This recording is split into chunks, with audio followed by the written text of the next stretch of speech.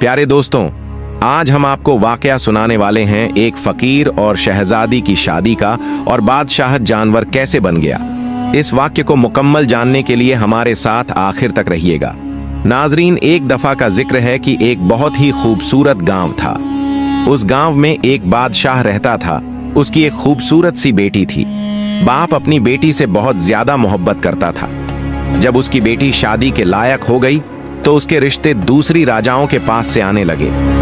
वह अपनी बेटी की शादी करने के लिए लड़कों से मुलाकात भी कर रहा था, लेकिन अब तक उसे कोई भी अपनी बेटी के काबिल नहीं मिला। एक दिन उस गांव में एक मांगने वाला फकीर आया जिनकी उम्र तकरीबन 80 साल थी। वह बादशाह से कहने लगा कि मैं आपकी बेटी से शादी करना चाहता हूं। यह सुनते ही बादशाह को बहुत ज्यादा गुस्सा आया। उसने कहा कि तुम्हारी हिम्मत कैसे हुई, तुम्हारी इतनी औकात कि तुम मेरी बेटी के बारे में सोचो। उसने अपने आदमियों से कहा कि फौरन इसकी गर्दन उड़ा दो। उसने जुर्रत कैसे की कि मेरी बेटी को अपनी बीवी बनाने के बारे में सोचने की भी फकीर को गिरफ्तार कर लिया गया।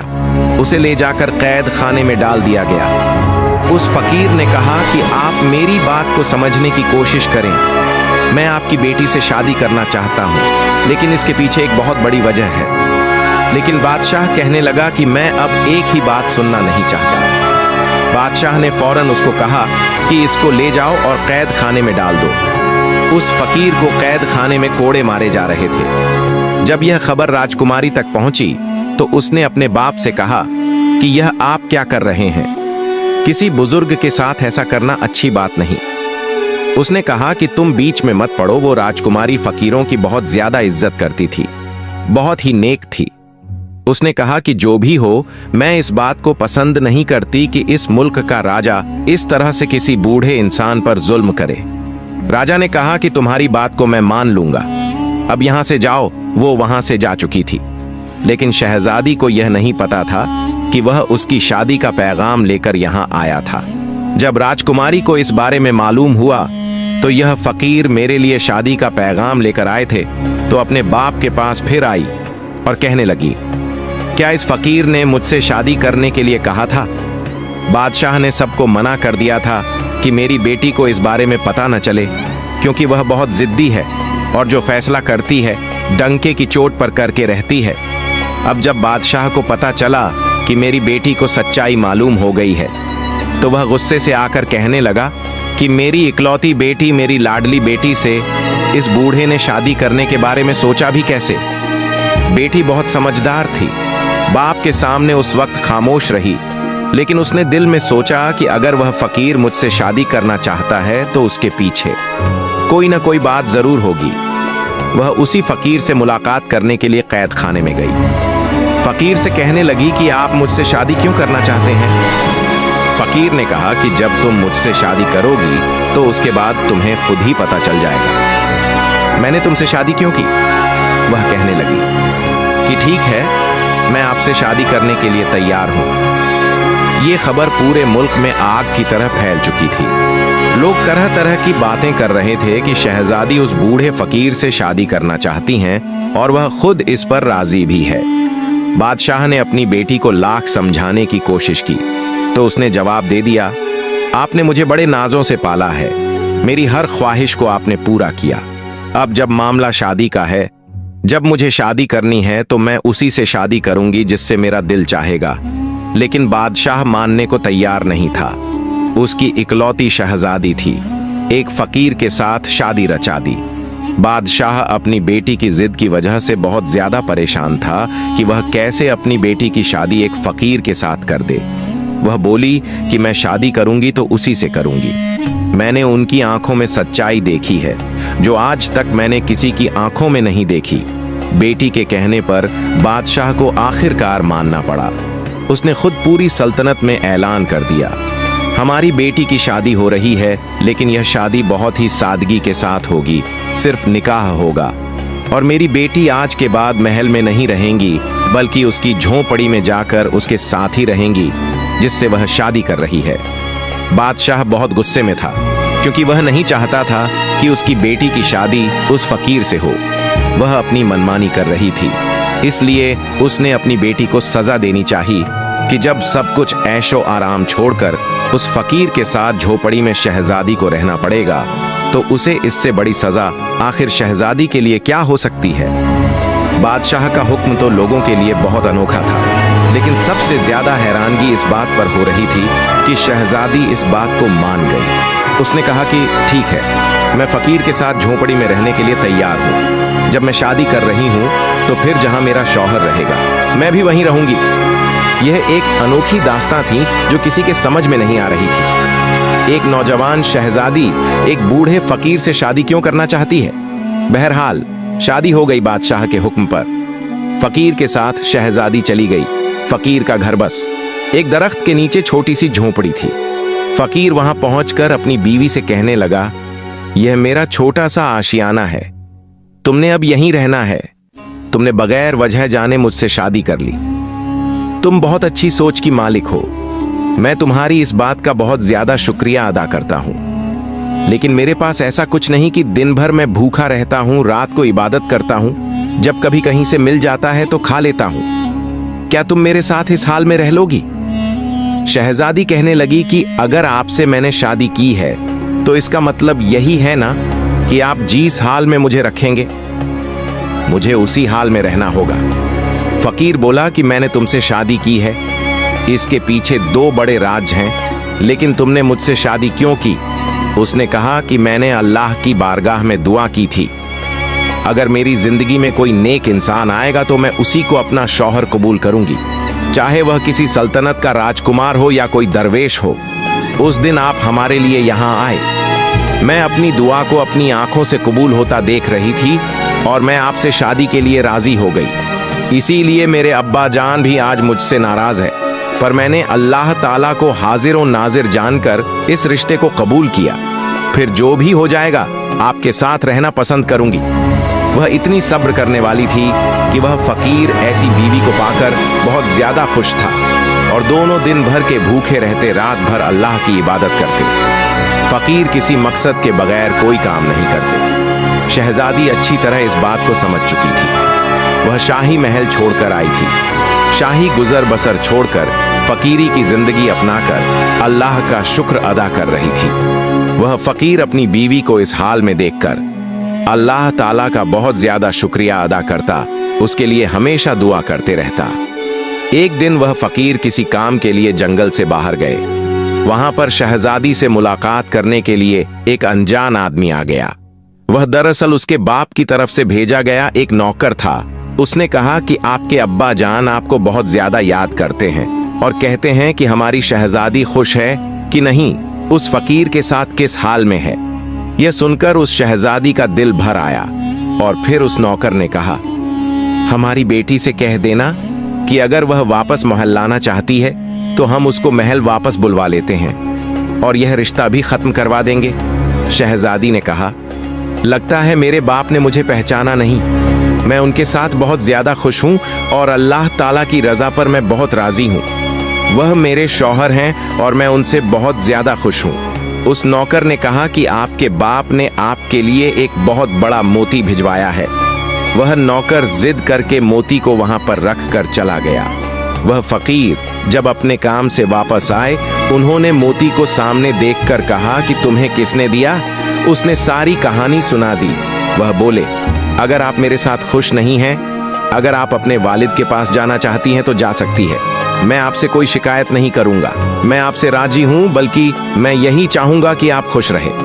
उस पर शहजादी कहने लगी, मैं बहुत ज्यादा खुश हूं और मुझे किसी चीज की कोई कमी नहीं है। सब कुछ मुझे आपकी सूरत में मिल गया है। आप क्या चाहते हैं ये मुझे नहीं पता, बस मैं अल्लाह की रजा के लिए यहाँ पर आपके साथ खुश हूँ। और जहाँ तक बात है इस मोती की, तो इस मोती को मैं रखना नहीं चाहती। ये तो वह नौकर मेरे पास जबरदस्ती रखकर चला गया था। वह फकीर बोले कि आपको इससे कोई लगाव नहीं, आपके वालिद ने आपके लिए भेजा है। वह कहने लगी कि मुझे हर उस चीज से लगाव है जो अल्लाह की तरफ से मुझे मिली है, वरना मुझे जो कुछ मिला है मुझे कुछ नहीं चाहिए। बस यह कहने की देर थी कि वह मोती वहां से गायब हो गया। यह देखकर वह फकीर मुस्कुराए। आपने अपनी बीवी को यह बात नहीं बताई थी कि यह सब क्या हुआ है। आपने कहा कि तुम एक नेक और पारसा औरत हो। यह मोती जहां से आया था उसी जगह वापस चला गया। एक सादा औरत अपने शौहर के साथ प्यार से रहती, उम्र का इतना फर्क था, तब भी उसको सुकून था। जिसने हमेशा शाही जिंदगी देखी, सिर्फ 2 खजूरों पर आज गुजारा कर रही थी। ये बहुत ही बड़ी बात थी। कभी कभी तो खजूर भी खाने को नहीं मिलती थी। एक रात वह फकीर इबादत कर रहे थे कि उनको किसी के आने की आहट सुनाई दी गई। फकीर ने देखा तो एक आदमी अपने सर पर बड़ा सा थाल लेकर चला आ रहा है। उसने कहा कि बादशाह सलामत ने अपनी बेटी के लिए यह रात का खाना भिजवाया है और कहा है कि मेरी बेटी से कहो सिर्फ पानी पिएगी तो मर जाएगी। उसका शौहर उसे खाने के काबिल भी नहीं है। उसका बाप अभी जिंदा है, उसे सब कुछ दे सकता है। ये सुनकर शहजादी कहने लगी, मेरी कोई ख्वाहिश नहीं है, मेरी कोई आदत नहीं है, मैं सिर्फ अपने अल्लाह से मांगती हूँ, जाओ ये खाना लेकर वापस चले जाओ। जिसने ये खाना भिजवाया है उसी को जाकर दे दो। मुझे जो अल्लाह खिलाएगा मैं वहीं खाऊंगी। और यही मैंने अल्लाह की बारगाह में दुआ की। लेकिन नौकर मजबूर होकर थाल लेकर खड़ा रहा। शहजादी को गुस्सा आ गया। उसने कहा कि मैं यह खाना नहीं खाऊंगी, मैं अल्लाह पाक की नीमतों की नाशुक्रे नहीं हूं। शहजादी की इस बात को सुनकर फकीर की आंखों में आंसू आ गए। उन्होंने अल्लाह ताला की बारगाह में दुआ की किया, अल्लाह यह तुझसे मांगती है, मेरी वजह से सब शुक्र से जिंदगी गुजार रही है, कभी उफ तक नहीं कहा, लेकिन आज तू मेरी बीवी के लिए आसमान से एक ऐसा फल उतार दे जो कभी किसी ने न देखा हो। फकीर की दुआ सुन ली गई। आसमान से चांदी के थाल उतरते हुए नजर आ रहे थे जिसमें खाने रखे हुए थे। बादशाह का नौकर इस मंजर को देखकर अपने होश खो बैठा। अपने खाने की थाल को लेकर वह वापस महल की तरफ चला गया। अब यहां पर उस फकीर ने कहा कि तुम हमेशा कहती हो ना, अल्लाह ताला तुम्हें खिलाएगा तभी तुम खाओगी। ये तुम्हारे लिए खाना आसमान से आ चुका है, अल्लाह ताला की तरफ से है। अब शहजादी ने अपने शौहर के साथ मिलकर वह खाना खाया। शादी से लेकर अब तक आज पहली बार उसने पेट भरकर खाना खाया था। इस पर उसने अल्लाह का शुक्र अदा किया। वह नौकर जब महल वापस पहुंचा तो उसने बादशाह से कहा, अब आप अपनी बेटी की जरा भी फिक्र ना करें, उसके लिए तो आसमान से चांदी के बर्तन उतारे जा रहे हैं। वह बहुत अच्छी जिंदगी गुजार रही है। वह कोई फकीर नहीं बल्कि लगता है किसी सल्तनत का राजकुमार है। बादशाह ने कहा कि ऐसे कैसे हो सकता है? अगर ऐसा होता भला वह झोपड़ी में क्यों रहता? मेरी बेटी मेरे खिलाफ आखिर कैसे जा सकती थी?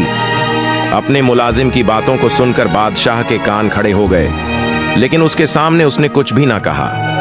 उसने कहा, मैं भी तो जरा जाकर देखूं मेरी बेटी के लिए आखिर खाना कहां से आता है। एक दिन वह चुपके से भेष बदलकर फकीर की झोपड़ी के पास पहुंच गया। उधर फकीर ने फिर अल्लाह की बारगाह में दुआ की। बादशाह ने खुद अपनी आंखों से देखा कि आसमान से थाल उतरता हुआ आ रहा था और उसमें ऐसा खाना था जो आज तक किसी ने नहीं खाया। ना ही बादशाह के शाही महल में कभी ऐसा खाना बना था। यह सब देखकर उसका खून खौलने लगा। वह अपने महल में वापस आ गया और दाएं बाएं टहलने लगा। उसने कहा कि मुझे लगता है कि यह फकीर कोई बहुत बड़ा जादूगर है, तभी तो खाना इस तरह ऊपर से मंगवा रहा है। उसने अपने खास आदमी से कहा कि इस जादूगर का खात्मा करना पड़ेगा। उस जादूगर ने तो हमारी बेटी को हमसे दूर कर दिया है। उस मुलाजिम ने कहा कि जी हां, एक ऐसा जादूगर को मैं जानता हूं जो उससे लड़ सकता है। वह बहुत पहुंचा हुआ जादूगर है। उसकी जादू के आगे किसी का जादू काम नहीं करता, सब नाकाम हो जाते हैं। उसके सामने वह दरवेश क्या है, 80 साल का बूढ़ा जिसके पैर खुद कब्र में लटके हुए हैं। बादशाह ने कहा, ठीक है, उस जादूगर को फौरन मेरे पास बुला कर लाओ। जब वह जादूगर आया तो उसे बातें बताई गईं और कहा गया कि वह अल्लाह वाले फकीर इस तरह मेरी बेटी को अपने साथ ले गए और जादू के तौर पर उसको रोजाना खाना खिला रहे हैं। शहजादी को जब इतने अच्छे अच्छे खाने खाने को मिलेंगे, शहजादी तो उसी के गुण गाएगी। बस मुझे अपनी बेटी किसी हाल में वापस चाहिए। उस जादूगर ने अपना अमल शुरू किया। कुछ दिन अमल करने के बाद उसको पता चल गया कि वह कोई जादूगर नहीं बल्कि एक अल्लाह का नेक बंदा है। उसका मुकाबला करना इतना आसान नहीं। जादूगर सीधा बादशाह के पास आया और कहने लगा, मैं उनसे मुकाबला नहीं कर सकता, क्योंकि अगर मैं उसके सामने खड़ा होता हूं तो मुझे बहुत बड़ा नुकसान हो जाएगा। बादशाह कहने लगा कि ऐसा कौन सा नुकसान हो जाएगा? वह कहने लगा कि बस कोई भी जादू मैं उसके साथ नहीं करना चाहता। बादशाह बहुत ज्यादा गुस्से से बोल रहा था क्योंकि अब तक वह बर्दाश्त कर रहा था। आज तक उसने अपनी बेटी की हर जिद को पूरा किया था। अब जब उसने देखा कि यह जादूगर अमल करने को तैयार नहीं, उसने जादूगर से कहा कि अगर तुम खुद अमल नहीं कर सकते मेरी बेटी को वापस लाने के लिए, तो अपनी बेटी को वापस लाने के लिए मैं खुद ही अमल कर लेता हूँ। मुझे यह अमल सिखा सकते हो? जादूगर ने कहा कि आप नहीं जानते, आपकी सल्तनत उलट जाएगी, कुछ भी नहीं बचेगा। उसने कहा कि मुझे किसी कीमत पर भी अपनी बेटी वापस चाहिए। अब जादूगर ने बादशाह के कहने पर उसे वह अमल सिखाना शुरू कर दिया। यहाँ पर उसकी बेटी तो अल्लाह का नाम ले रही थी और शौहर का भ्रम रख रही थी, नमाज अदा कर रही थी, इस्लाम के बहुत करीब होती जा रही थी। जो सुकून उसे झोंपड़ी की चटाई पर सोने से मिल रहा था, उसे वह सुकून कभी महल के नरम गद्दों पर नहीं मिला था। लेकिन उसका बाप, वह इस्लाम से दूर होकर जादू टोने में लगा हुआ था, क्योंकि उसको अल्लाह वाले फकीर को किसी भी हाल में हराना था। किसी भी हाल में उसने अपनी बेटी को वापस लेकर आना था। अब बादशाह ने जादूगर से वह अमल पूरी तरह सीख लिया। उसने जादूगर का लिबास पहनकर एक जगह बैठकर दायरा खींच लिया और मंत्र पढ़ने लगा। उस मंत्र में ऐसी ताकत मांग रहा था जिसकी झोर पर वह फकीर को खत्म करना चाहता था। लेकिन वह अल्लाह वाले फकीर तो जीस पाक पर वर्दीगार से दुआ मांग रहे थे। उसकी ताकत के आगे तो कोई ताकत भी काम नहीं कर सकती। उस जादूगर ने तो हमारी बेटी को हमसे दूर कर दिया है। उस मुलाजिम ने कहा कि जी हाँ, एक ऐसा जादूगर को मैं जानता हूं जो उससे लड़ सकता है। वह बहुत पहुंचा हुआ जादूगर है। उसकी जादू के आगे किसी का जादू काम नहीं करता, सब नाकाम हो जाते हैं। उसके सामने वह दरवेश क्या है, 80 साल का बूढ़ा जिसके पैर खुद कब्र में लटके हुए हैं। बादशाह ने कहा, ठीक है, उस जादूगर को फौरन मेरे पास बुला कर लाओ। जब वह जादूगर आया तो उसे बातें बताई गईं और कहा गया कि वह अल्लाह वाले फकीर इस तरह मेरी बेटी को अपने साथ ले गए और जादू के तौर पर उसको रोजाना खाना खिला रहे हैं। शहजादी को जब इतने अच्छे अच्छे खाने खाने को मिलेंगे, शहजादी तो उसी के गुण गाएगी। बस मुझे अपनी बेटी किसी हाल में वापस चाहिए। उस जादूगर ने अपना अमल शुरू किया। कुछ दिन अमल करने के बाद उसको पता चल गया कि वह कोई जादूगर नहीं बल्कि एक अल्लाह का नेक बंदा है। उसका मुकाबला करना इतना आसान नहीं। जादूगर सीधा बादशाह के पास आया और कहने लगा, मैं उनसे मुकाबला नहीं कर सकता, क्योंकि अगर मैं उसके सामने खड़ा होता हूं तो मुझे बहुत बड़ा नुकसान हो जाएगा। बादशाह कहने लगा कि ऐसा कौन सा नुकसान हो जाएगा? वह कहने लगा कि बस कोई भी जादू मैं उसके साथ नहीं करना चाहता। बादशाह बहुत ज्यादा गुस्से से बोल रहा था, क्योंकि अब तक वह बर्दाश्त कर रहा था। आज तक उसने अपनी बेटी की हर जिद को पूरा किया था। अब जब उसने देखा कि यह जादूगर अमल करने को तैयार नहीं, उसने जादूगर से कहा कि अगर तुम खुद अमल नहीं कर सकते मेरी बेटी को वापस लाने के लिए, तो अपनी बेटी को वापस लाने के लिए मैं खुद ही अमल कर लेता हूं। मुझे यह अमल सिखा सकते हो? जादूगर ने कहा कि आप नहीं जानते, आपकी सल्तनत उलट जाएगी, कुछ भी नहीं बचेगा। उसने कहा कि मुझे किसी कीमत पर भी अपनी बेटी वापस चाहिए। अब जादूगर ने बादशाह के कहने पर उसे वह अमल सिखाना शुरू कर दिया। यहाँ पर उसकी बेटी तो अल्लाह का नाम ले रही थी और शौहर का भ्रम रख रही थी, नमाज अदा कर रही थी, इस्लाम के बहुत करीब होती जा रही थी। जो सुकून उसे झोंपड़ी की चटाई पर सोने से मिल रहा था, उसे वह सुकून कभी महल के नरम गद्दों पर नहीं मिला था। लेकिन उसका बाप, वह इस्लाम से दूर होकर जादू टोने में लगा हुआ था, क्योंकि उसको अल्लाह वाले फकीर को किसी भी हाल में हराना था। किसी भी हाल में उसने अपनी बेटी को वापस लेकर आना था। अब बादशाह ने जादूगर से वह अमल पूरी तरह सीख लिया। उसने जादूगर का लिबास पहनकर एक जगह बैठकर दायरा खींच लिया और मंत्र पढ़ने लगा। उस मंत्र में ऐसी ताकत मांग रहा था जिसकी झोर पर वह फकीर को खत्म करना चाहता था। लेकिन वह अल्लाह वाले फकीर तो जीस पाक पर वर्दीगार से दुआ मांग रहे थे। उसकी ताकत के आगे तो कोई ताकत भी काम नहीं कर सकती। अल्लाह वाले फकीर समझ चुके थे कि कोई उनकी जात को छेड़खानी कर रहा था और उनकी बीवी उनसे अलग करने की कोशिश कर रहा है। मगर वह अल्लाह वाले किसी भी सूरत ऐसा नहीं चाहते थे, क्योंकि जो कुछ उन्होंने किया सब इसी की वजह से किया था। फिर उन्होंने कुरान पाक खोला और उसकी तलाश शुरू कर दी। बादशाह बार बार उनकी तरह मंत्र पढ़कर फूंक रहा था, लेकिन वह हर बार उसकी तरफ पलट कर जाता। अब बादशाह ने एक खास मंत्र पढ़ना शुरू कर दिया। जब उसने मंत्र पढ़ा तो वहां पर एक बहुत बड़ा, मोटा, ताजा जंगली शेर आ गया और उसकी तलाश शुरू कर दी। बादशाह बार बार उनकी तरह मंत्र पढ़कर फूंक रहा था, लेकिन वह हर बार उसकी तरफ पलट कर जाता। अब बादशाह ने एक खास मंत्र पढ़ना शुरू कर दिया। जब उसने मंत्र पढ़ा तो वहां पर एक बहुत बड़ा, मोटा, ताजा जंगली शेर आ गया। बादशाह ने कहा कि जाओ, जंगल में जो फकीर बैठा है उसको चीर फाड़ कर रख दो और मेरी बेटी को मेरे पास वापस लेकर आओ। बादशाह के हुक्म पर वह शेर जंगल की तरफ दौड़ता हुआ गया, लेकिन यहाँ पर तो अल्लाह वाले फकीर खूबसूरत आवाज में कुरान की तिलावत कर रहे थे। जब वह शेर उस फकीर के पास पहुंचा, कुरान शरीफ की तिलावत की आवाज सुनकर वह तिलावत सुनने के लिए वहां पर बैठ गया। जैसे जैसे वह अल्लाह का नाम लेता जा रहा था, वहां पर बादशाह की हालत खराब होती जा रही थी।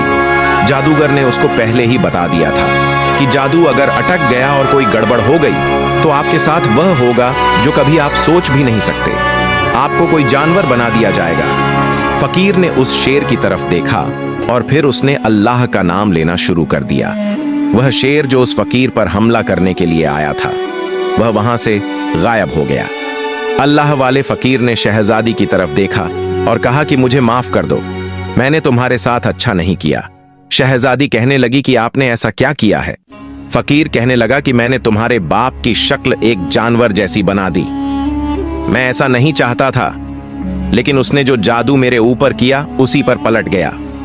शहजादी ने जब यह सुना तो उसे बहुत बड़ा दुख हुआ। कहने लगी कि हमें अभी महल जाना चाहिए, आखिर देखें तो माजरा क्या है। वह अपने शौहर के साथ महल में पहुंची। वहां पर बहुत ज्यादा शोरगुल मचा हुआ था। हर कोई बोल रहा था कि बादशाह को क्या हो गया, बादशाह को क्या हो गया, उसकी शक्ल जानवर जैसी कैसे बन गई। फकीर को दरवाजे पर दरबान ने अंदर नहीं आने दिया था। वह कह रहा था कि यह बहुत बड़ा जादूगर है, इसने हमारे बादशाह का यह हाल किया है। शहजादी ने कहा कि मैं इस जगह की शहजादी हूं, मुझे अंदर आने दो। वह अंदर आई, अपने बाप को इस हालत में देखा तो उसके आंसू बहने लगे। वह अपना सर पीट रहा था। उसका चेहरा तो वही बादशाह वाला था, मगर उसका बदन जानवरों जैसा बन चुका था। बेटी बाप को ऐसी शक्ल के साथ देखकर जरो कतार रोने लगी। उसने कहा कि आपने ऐसा क्यों किया? वह जैसा भी था, आखिर उसका बाप था और वह बेटी थी। अपने बाप की शक्ल को देखकर वह रोने लगी। उसने कहा कि आपने ऐसा क्यों किया? हमारे साथ आपने क्यों मेरे शौहर को मारना चाहा?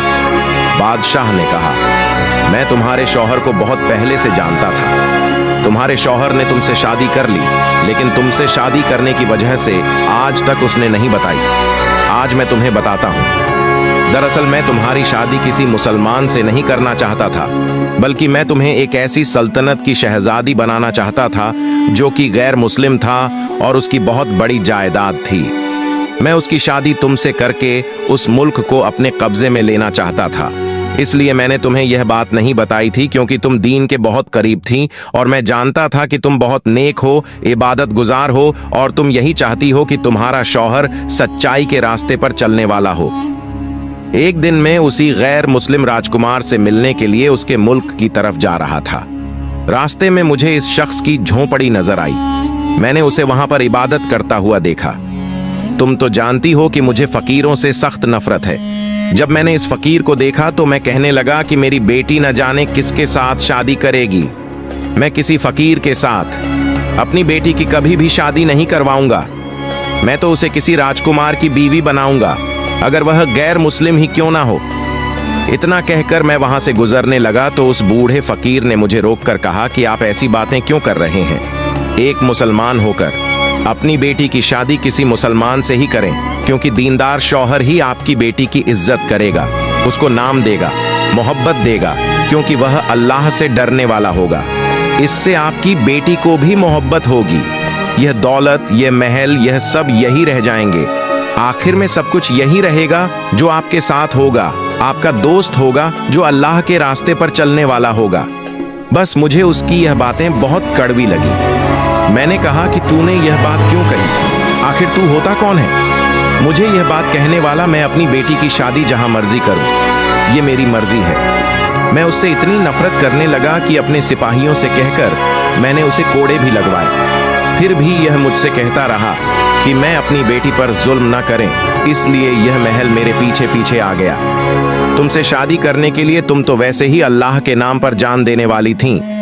तुमने अपनी मर्जी के खिलाफ जाकर इस 80 साला बुजुर्ग से शादी कर ली। मैंने सोचा था फकीर झोंपड़ी में रहता है, तुम्हें क्या दे सकेगा? तुम तो महलों में रहने वाली एक शहजादी हो। चंद दिनों के बाद तो तुम मेरे पास वापस आ जाओगी। पर तुमने सब्र और शुक्र के साथ वहीं रहकर इबादत शुरू कर दी। तुम उस झोपड़ी में भूखी रही, लेकिन महल वापस पलटकर नहीं आई। जब मैंने देखा कि आसमान से तुम्हारे लिए खाने उतर रहे हैं, तो फिर मैंने तुम दोनों पर जादू किया, जो मुझे नहीं करना चाहिए था। मेरी शक्ल एक जानवर जैसी हो गई। फिर वह बादशाह फकीर अल्लाह वाले से कहने लगा कि मुझे माफ कर दो। उसकी बेटी को यह सब सुनकर बहुत ज्यादा दुख हुआ। उसने कहा कि आपने जो चाहा था कि मेरी शादी ना हो, मगर अल्लाह ताला जो चाहता है बेहतर करता है। मेरी शादी हो गई, मैं बहुत ज्यादा खुश हूँ, और मेरे नसीब में सबसे अच्छा शौहर है जो अल्लाह ताला से डरता है, मुत्तकी, परहेजगार, इबादत गुजार और ईमानदार है, अपनी बीवी की इज्जत करने वाला है। मैंने हमेशा चाहा था कि मुझे जो भी मिले अल्लाह की तरफ से मिले। मेरा शौहर भी मुझे अल्लाह ने अता किया है, अगर से वो 80 साल के हैं। इस बात पर मैं खुश हूँ, क्योंकि जो शौहर अपनी बीवी का एहतराम करता है, उसकी इज्जत करता है, वही अच्छा शौहर होता है। मैं क्यों ऐसे राजकुमार को तलाश करूं जिसकी बहुत बड़ी सल्तनत हो, लेकिन उसका दिल बहुत छोटा हो। मैं जो अल्लाह की बारगाह में दुआ मांगती हूँ मुझे मिल जाता है, फिर मुझे क्या चाहिए? अभी वह बोल ही रही थी कि एक लम्हे उस फकीर की शक्ल बदली। वह नौजवान बहुत ही ज्यादा खूबसूरत था। उसने जब अपने शौहर को गौर से देखा तो कहने लगी कि सुभान अल्लाह, आप कौन हैं? उस अल्लाह वाले ने कहा कि मैं तुम्हारा शौहर हूँ। शहजादी को तो अपनी आंखों पर यकीन नहीं आ रहा था। बादशाह भी यह सब देखकर हैरान था, जो अपनी हालत पर रो रहा था और अफसोस कर रहा था। उसने कहा कि मैंने 80 साल के बूढ़े को इतना दुत्कारा कि मेरी शक्ल एक जानवर जैसी बन गई, लेकिन यह अल्लाह वाले फिर से जवान हो गए।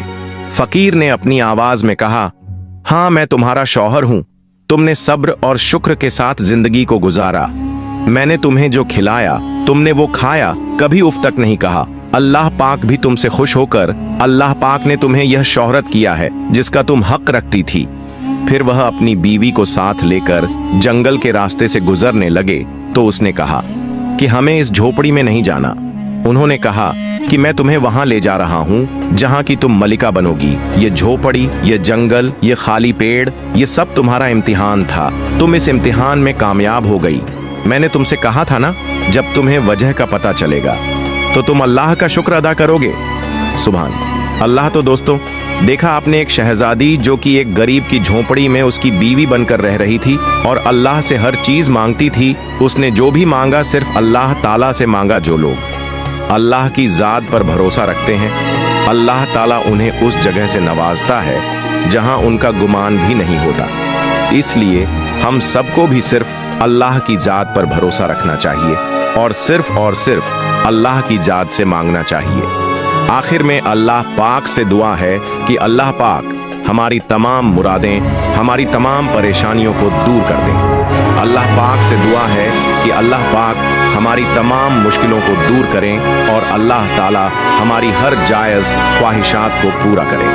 अमीन। प्यारे दोस्तों, इस वीडियो को लाइक ज़रूर कर दें, क्योंकि लाइक करने से YouTube इस वीडियो को और भी ज़्यादा लोगों तक पहुंचाता है। और हाँ, वीडियो को दूसरों तक शेयर कर दें। हो सकता है कि आपके एक शेयर से यह बात किसी के दिल में उतर जाए और हम सबके लिए सदगाए जरिया बन जाएं।